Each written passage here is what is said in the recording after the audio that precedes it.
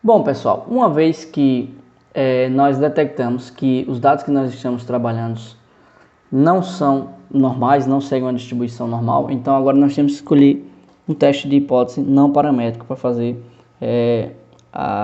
o estudo desses dados. Então, o primeiro teste que nós vamos ver, não paramétrico, é o teste de Wilcoxon. E esse teste de Wilcoxon, nesse caso aqui, é para amostras independentes. Lembram das amostras independentes? Você tem duas amostras e você quer testar alguma hipótese sobre elas, por exemplo, que elas têm a mesma média ou têm médias diferentes, maior, menor, enfim. E quando é que as amostras são independentes? Quando elas não têm nenhuma relação, né? Por exemplo, eu estou estudando dados das idades dos alunos que ingressam na universidade no curso X, em determinado ano. E aí eu quero fazer a comparação da média de idade entre homens e mulheres. Então, vocês vejam que as amostras são independentes. Nesse caso, eu vou usar o teste de Wilcoxon para amostras independentes. A gente vai ver também que tem uma versão desse teste para amostras dependentes. Então, sejam P1 e P2 duas populações das quais não temos informação a respeito de suas distribuições. Nós já verificamos que, pela amostra, que elas não seguem uma distribuição normal. Então, nós retiramos duas amostras independentes A1 e A2 de P1 e P2 respectivamente. Então, os testes de Wilcoxon, né, o que é que eles fazem? Eles têm uma estatística bem interessante. Eles pegam esses dados, eles ordenam esses dados, misturam os dados das duas amostras, né? Obviamente que mantendo a referência de onde ele vem cada amostra, cada dado, né? Se vem da amostra 1 ou da amostra 2. E eles ordenam esses dados. E aí ele dá um ranking para esses dados, né? Para as posições dos valores na ordem. E em seguida ele observa as posições desses valores na ordem. Ele chama de postos, né? Ele chama teste de postos de Wilcoxon, para calcular a estatística do teste. Então, por exemplo, se as idades dos homens, sei lá, são 19, 20, 23, 22, e a das mulheres, né, que foi dos homens. E a das mulheres, 18, 17, 16, 20. O que é que o teste de Wilcoxon faz? Ele ordena esses dados, né, coloca esses dados em ordem, e ele não considera mais os valores dos dados, e sim os postos, né? Ou seja, a ordem desses valores, né? Então eu ia ter 16, 17, 18, 19, 20, aí 20 novamente, 22 e 23. E ele daria a ordem, né? Aqui seria 1, 2, 3, 4, 5, 6, né? Nesse caso aqui, como você tem empate, aqui seria... às vezes ele pode colocar 5 e 6, ou ele pode colocar 5,5 para cada um, né? 5,5, depois 7, depois 8 e por aí vai. E aí o que é que ele faz? Ele não considera mais os valores das observações, e sim os postos, para calcular a estatística do teste, com base nesses postos, certo? E a ideia é que, se você está testando, por exemplo, que as médias são iguais, você vai ver que algumas observações aqui na ordem, né, são da amostra 1, outros da amostra 2, e elas estão, digamos assim, entrelaçadas, ou seja, estão, né, muito próximas. E aí os postos vão ser equivalentes. E aí o Wilcoxon Rank Sum, né, que é esse teste que a gente usa para amostras independentes, ele vai testar que a hipótese que as duas amostras advêm da mesma distribuição, ou seja, tem a mesma média. A média 1 vai ser igual à média 2. Certo? Essa vai ser a hipótese nula. E aí o que acontece? A estatística do teste vai ser a soma dos postos para a amostra 1 e a soma dos postos para a amostra 2. E aí espera-se que, se os dados são equivalentes, né, eles realmente têm a mesma média, vêm da mesma distribuição, né, de mesmas distribuições, então a soma dos postos vai ser parecida, vai ser similar. Mas quando eles advêm de distribuições diferentes, então a soma dos postos vai ser diferente. Né? Os dados que têm observações maiores vão ter postos maiores, ou seja, a soma dos postos vai ser maior. Então, como é que a gente utiliza, né, esse teste? Esse teste está implementado também na biblioteca SciPy Stats, né? E é o módulo Rank Sum. Ele é a soma dos ranks dos postos. Então, eu vou gerar duas amostras aqui que são uniformes, né? Que não são gaussianas. Ambas de tamanho 200, né? Uma de tamanho 200 e outra de tamanho 300, as amostras são independentes. As duas têm média 0 e desvio 10, certo? Então, nesse caso, né,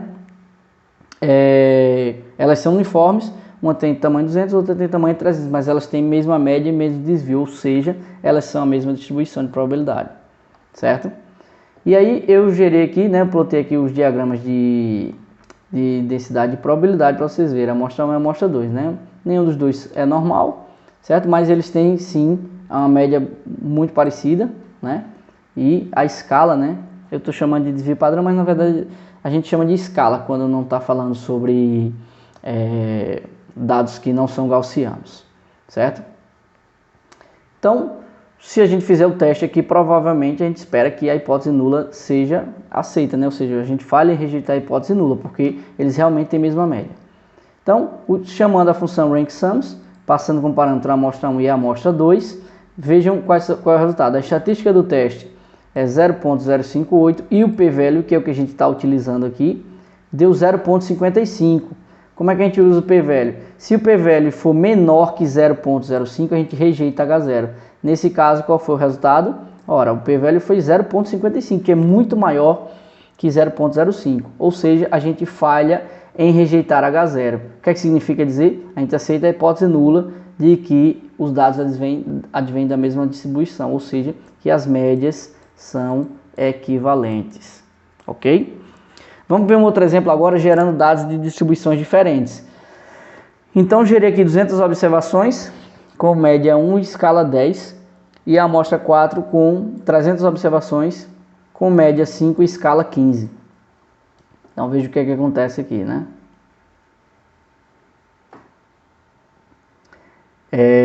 Nesse caso, olha o que é que acontece.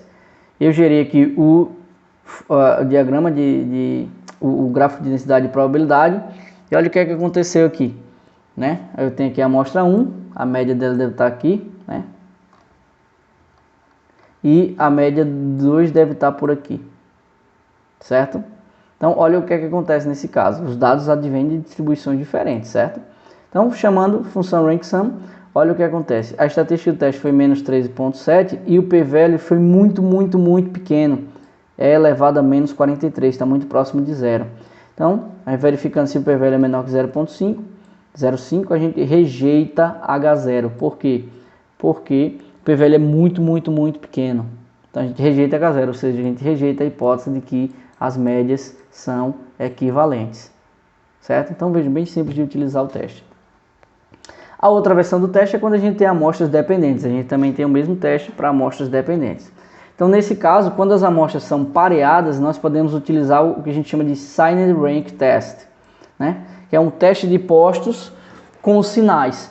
Ou seja, esse teste ele verifica a hipótese de que duas amostras dependentes advêm da mesma distribuição. E a hipótese alternativa do teste é que os valores das amostras vêm de distribuições diferentes. Então, a gente vai testar, por exemplo, se as médias são equivalentes. Então, essa é a versão não paramétrica do teste T pareado. O equivalente ao teste T pareado quando as amostras não advêm de uma distribuição gaussiana. A gente acaba usando esse tipo de teste, que é o teste T pareado. A gente até utilizou o teste T pareado quando a gente tinha amostras dependentes lá. E a estatística dele é calculada de uma forma parecida, também calcula os postos, só que aí ele, nesse caso, como as amostras são pareadas, ele considera também os sinais das diferenças nos postos. Certo? Porque como é pareado, né? Vocês lembram que é um teste de pareado, você consegue fazer a diferença entre cada par. E aí ele considera também os sinais dessas diferenças, certo? Então, nesse caso, esse teste também está implementado na biblioteca SciPy Stats, e nesse caso ele é chamado de Wilcoxon mesmo. Então, gerei duas amostras, simulando aqui que agora elas são pareadas, e elas têm essa escala entre 1 e 10, certo? Também uniformes. Ambas têm escala entre 1 e 10, 200 observações em cada amostra. Plotei os gráficos, então vejam que, né, elas são diferentes, mas a média delas é bem parecida, né? Tá próxima de 5, como a escala vai entre 1 e 10, né? A média está ali próxima de 5. Então, chamando o método Wilcoxon com as amostras 5 e 6, olha o que aconteceu. A estatística do teste foi 8.686 e o p-value foi 0.09, certo? Esse 0.09 é maior que 0.5, né? Então, nesse caso, a gente falha em rejeitar H0. O que é que significa dizer? que a gente vai, na prática, aceitar que H0 é verdadeiro, ou seja, que as médias são equivalentes. Gerei mais duas amostras, agora essa amostra uniforme aqui vai de 1 a 10, 200 observações, e a amostra 8 vai de 4 a 12, né? 200 observações, simulando que elas são pareadas. Plotei os gráficos, então vejam que as médias aqui já estão um pouquinho diferentes, né?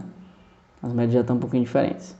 Então, chamando a função para essas duas amostras 7 e 8, olha o que aconteceu com o p-value, muito pequeno, né? Muito menor que 0,05. Então, nesse caso, a gente rejeita H0. Significa dizer que as médias dessas distribuições são diferentes, ou seja, essas distribuições não são iguais. Quais são as vantagens e desvantagens desses testes de Wilcoxon? Bom, eles são testes simples de calcular, porque ele basicamente ordena os dados, e aí ele verifica os postos ali, as ordens desses dados. Se for o teste Signed Rank, você vai considerar também os sinais. Eles não dependem da distribuição dos dados, não fazem suposições sobre elas, são não paramétricos. E nesse caso, essa é a vantagem desse tipo de teste. Os dados não precisam ser numéricos, não precisam ser quantitativos, certo? Você apenas precisa que esses dados possa organizá-los em uma escala ordinal, ou seja, você possa ordená-los, certo? Então, se você tem uma escala de bom, muito bom, ruim, muito ruim e neutro, você consegue utilizar esse teste, porque você vai considerar não os valores, mas os postos. Mas aí eles são menos poderosos que as técnicas paramétricas correspondentes. Então, no caso de você ter, né, eu até já falei isso, se você consegue provar, né, se você consegue verificar que os dados seguem a normalidade, então é melhor usar um teste paramétrico, ok?